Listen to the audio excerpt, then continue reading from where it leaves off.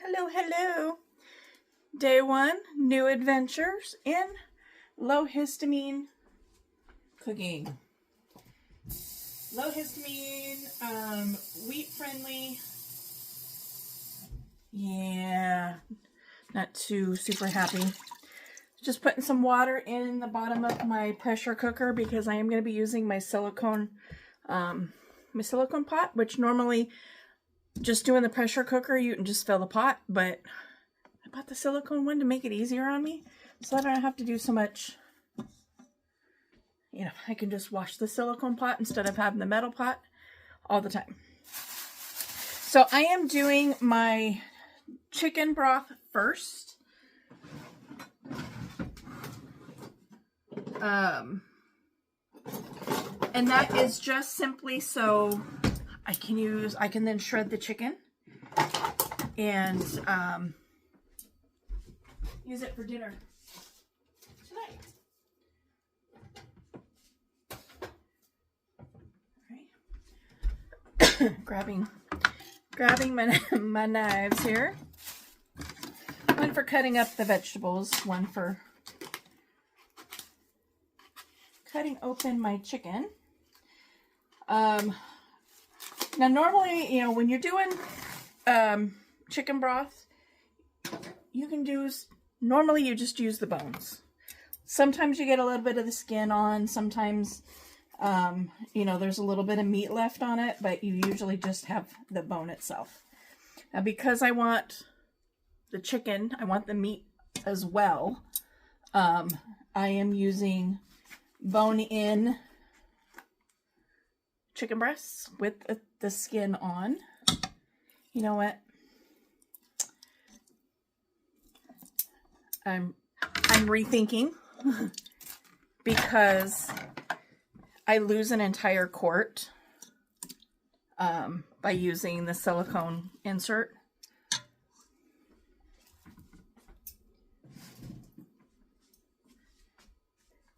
And I do have 4 chicken breasts here. I'm only going to use 2. So the other 2, I'm going to set off to the side for now. I'll put them away in a smidge. So to that, I'm going to add water up to the fill line of my pot. Instead of doing this the hard way, let me bring this closer to my sink.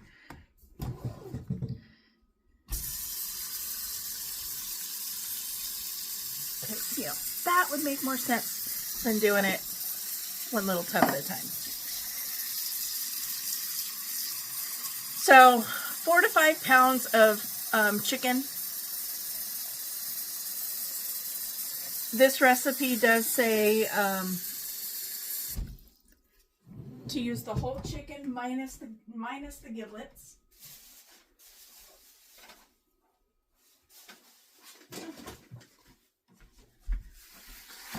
I'm gonna backtrack in all kinds of ways.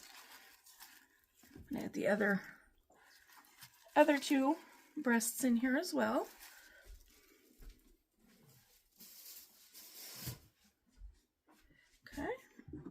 Water up to the fill line. Stick my pot back in there. See, using the silicone insert, there's no way I could have fit all that in there. Into this, we're going to add 1 onion.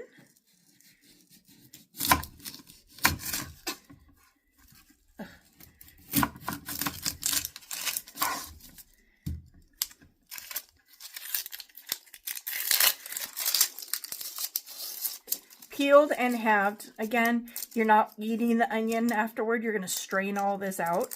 So if you cut this up into itty bitty tiny little pieces, you're going to be picking for days.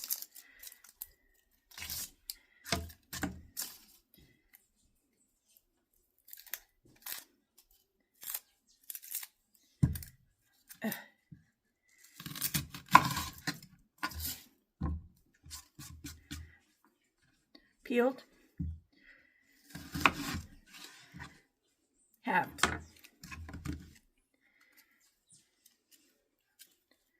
Add that into the water, separating the layers. Onions have layers. Ogres are like onions. I personally don't use the center hearts of the onions. I find them to be a little extra bitter. So I usually toss those aside. Oop, I just splashed myself. Was putting the onion piece in there and it slipped out of my hand, so it splashed a bunch of water up in my face. Cut this little chunk. Okay. 2 medium carrots.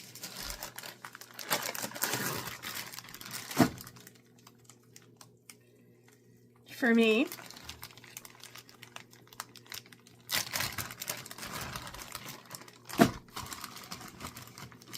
I just buy baby carrots. They're already peeled, which, you know, yeah, it's one of those things. It's like, is that one of those, you know, third world, first world luxuries?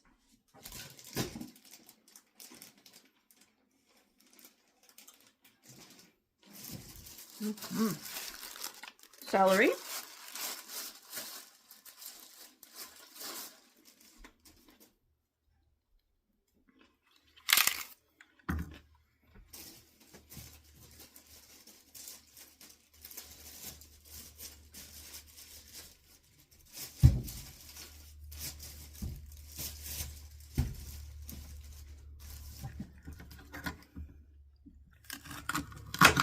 Coarsely chopped. I'm going to cut just the end off of that.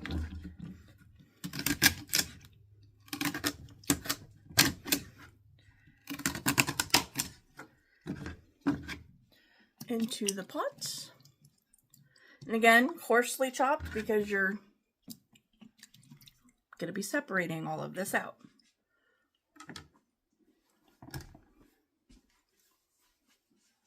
Okay.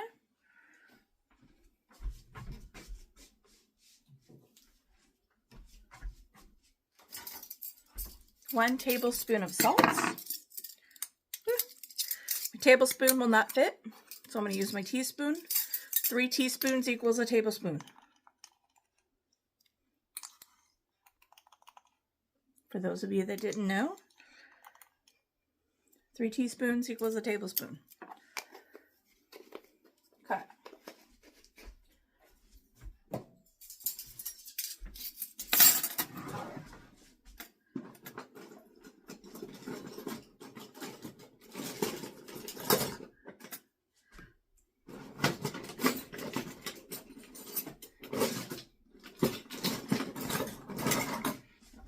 This lovely, I'm like, where is it? I have this lovely little infuser. You can use it for tea bags. I use it for stuff like this.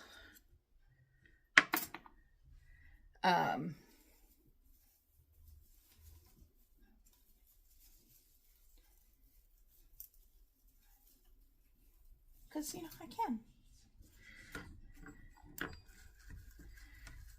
So to this, we're going to add some parsley. It was funny, when I was in the produce section, I'm like, oh, I guess I should buy some stuff for my dragons while I'm here, you know, for their food. And I said it out loud without even, you know, without even really thinking. And the lady next to me is like, whoa, what do they eat? Like, just greens? And as it turns out, she was in there buying greens for a possum. It says 1 sprig of fresh thyme, which I don't have any of. I've dehydrated. So I'm putting in about 1/4 teaspoon of fresh thyme in there.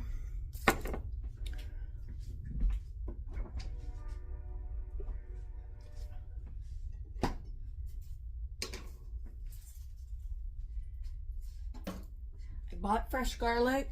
Can't find it. I'm assuming it probably fell out in my truck.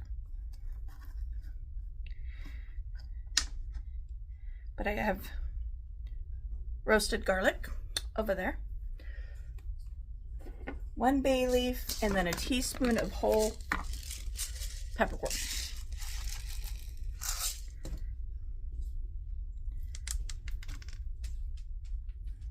Did you hear those hit the floor? And 1 bay leaf. Oh, only have 2 left. Oh!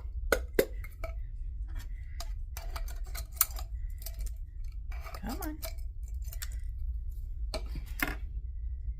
My little thingy fell over and dumped my stuff.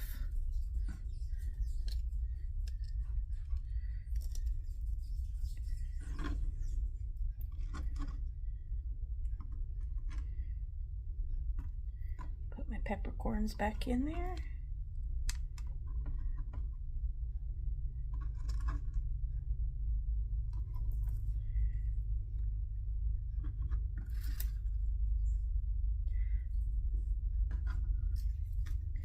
Now, if you don't have one of these nifty little infusers, use cheesecloth.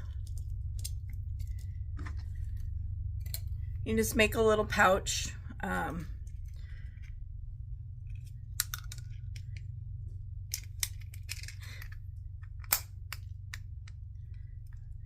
To drop in there. But this contains all of your spices. It's a little egg.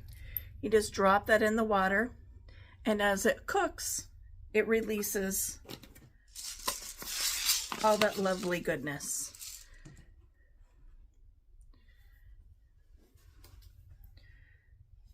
Now, I'm going to set my pressure cooker.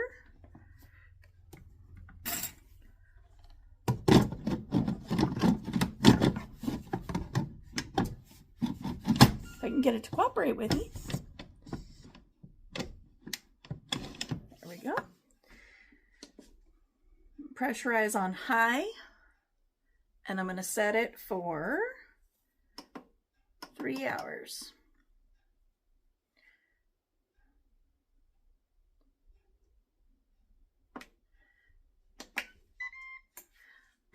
When we come back in 3 hours, not only will I have cooked chicken for tonight's dinner, but I'll have this nice, savory, luscious chicken broth to use as bases in the soups. I need it for the paleo chili that I'm going to make for myself, and some other recipes that I've got coming. So stay tuned for this. Be back in 2 and 2 for you. Be 2 minutes, 2 seconds for you, and be 3 hours for me. But we'll see you in a little bit. All right, are we ready? Love this little thing.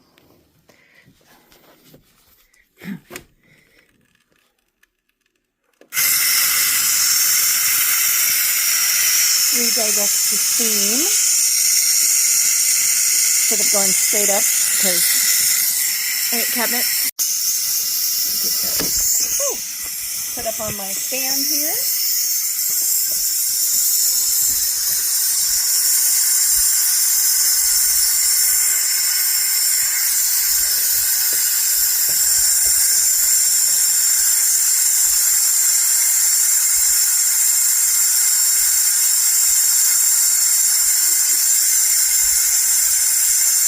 Realize my butter. My grandmother's big bird.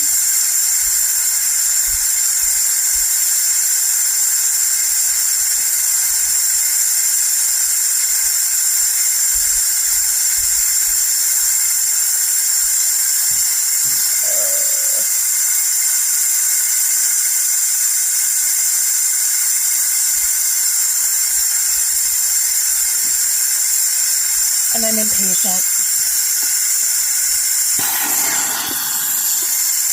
Give it some help.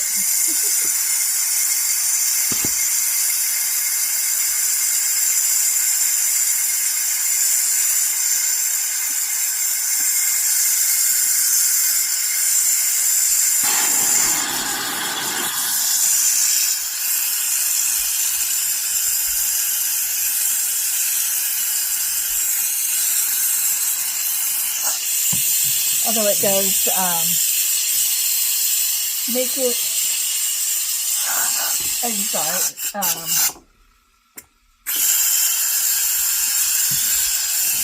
make some of your liquid come out, because, you know, this is when things boil.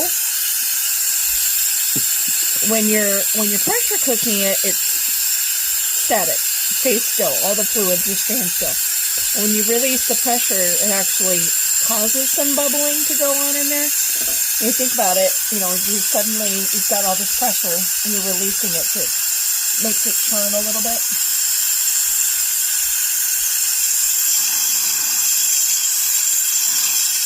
So if you're really impatient like me, and you want to come in and give it some extra assistance by pushing down the little button and giving it a secondary place to release, it tends to make a mess.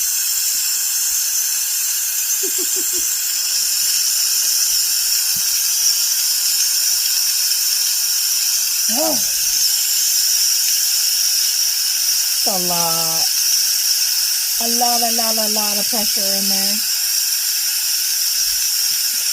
And see, with the pressure cooker, see, the lid doesn't come off.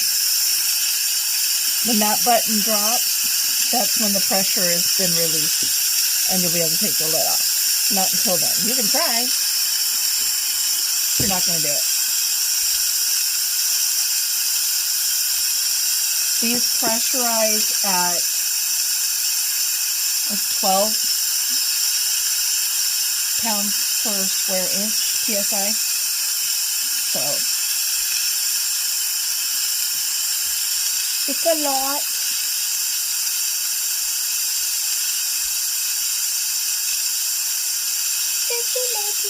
It's a lot. So I do have my cookbook out. Be working on how to make some bread.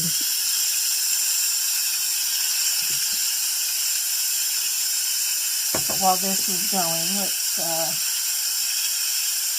make a mix.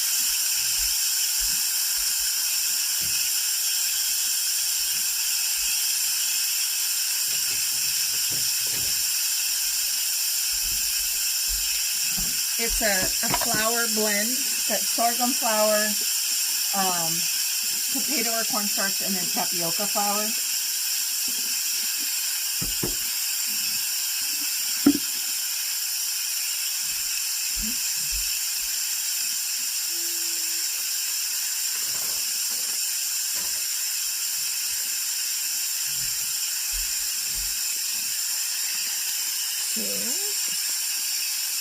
And this is a flour blend that then goes into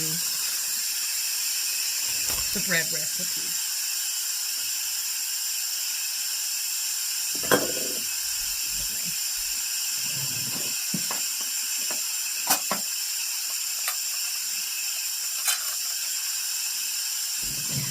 That's amazing cooktop. And I'm using this container here. My husband has gone back to intermittent fasting, so not eating cereal anymore. So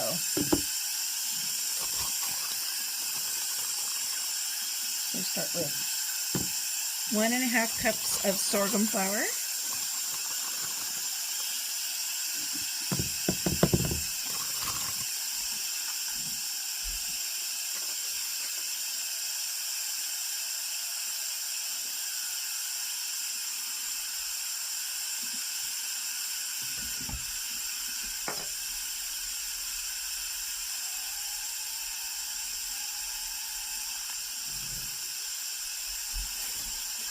One cup of tapioca flour.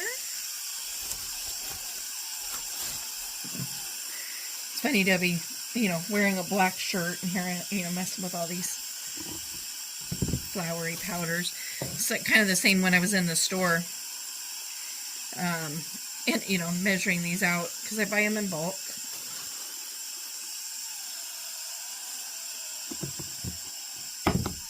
Because it's cheaper. So you get to measure it out yourself. And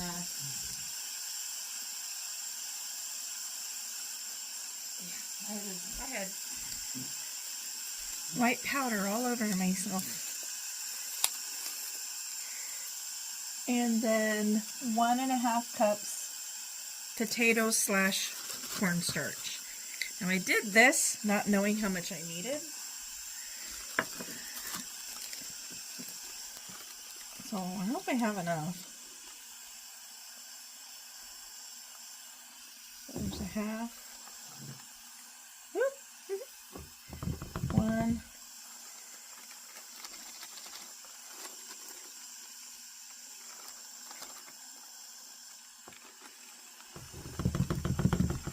Wow.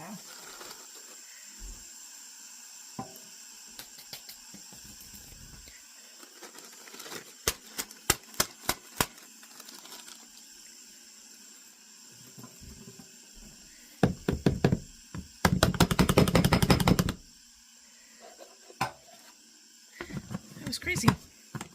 Without even knowing how much I needed, I got exactly how much I needed. So, just shaking.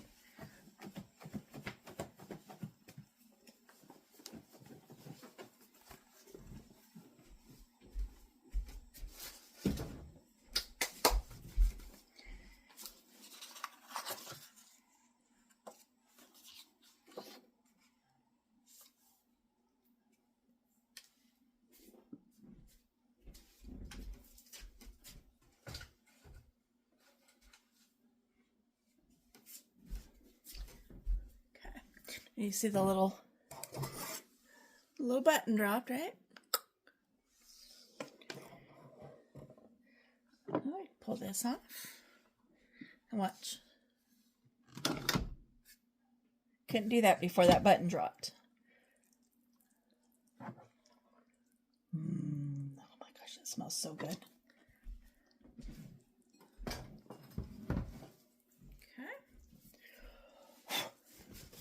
Then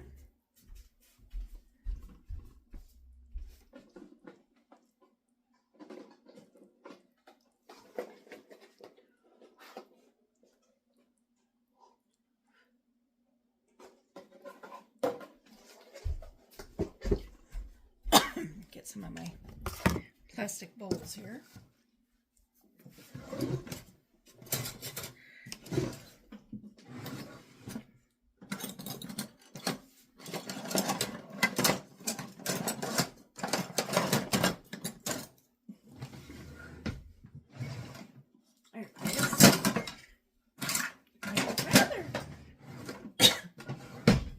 I'd rather have my big one.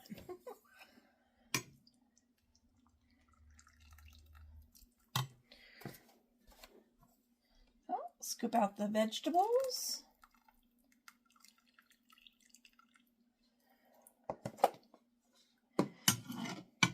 Well, they don't have much nutritional value left in them. They're, the value of the vegetable goodness has been cooked out and is hanging out in my broth.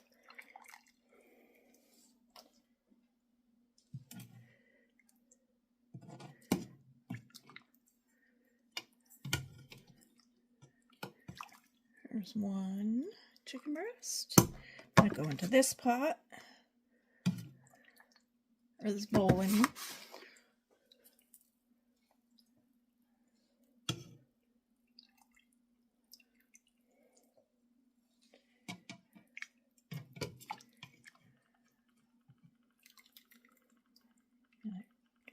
Chicken breast.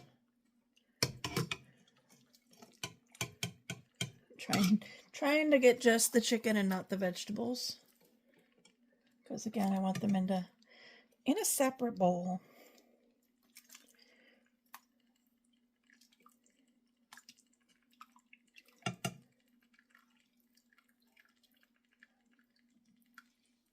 Ooh.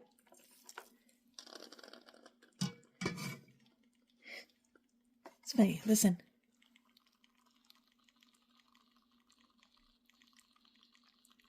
You can hear the chicken bubbling. Isn't that funny?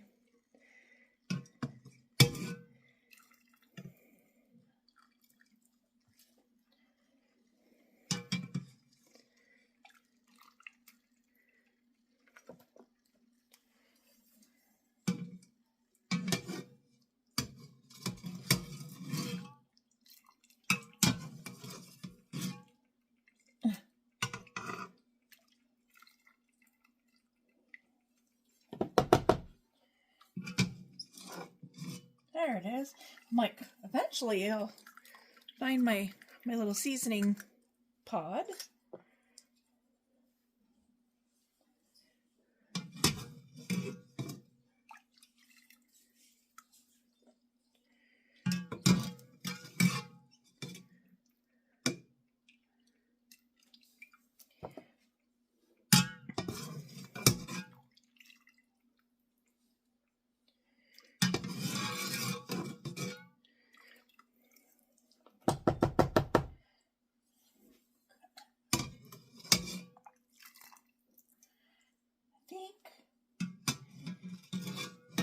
I mean, I'm sure there's more floating around down there on the bottom, but I don't want to do too much scraping with this metal spoon.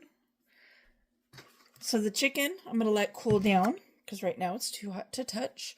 But what I will then do is pull all the chicken skin off, separate the bones from the meat, and then shred the chicken. Like I said, and then season that up for tacos for tonight.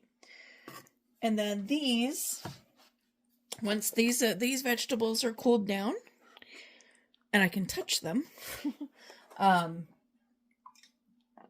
separate out the onions and the chicken bones and stuff like that. Just take out the carrots and the celery, and I'll mix that and use it and turn it, make dog treats. So nothing goes to waste, except for the bones themselves, because, hello, they're bones, and chicken bones are not good for any animal.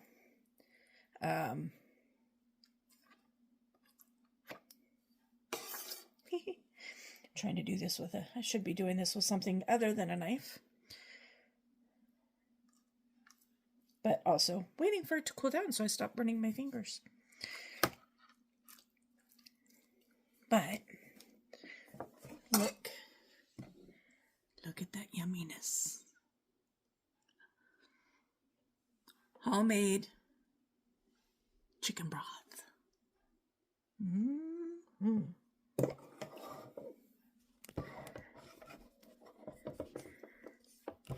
Yum. Yum, yum. Base for chili, which I'll be making soon. Thanks for tuning in, and we will catch up with you guys later.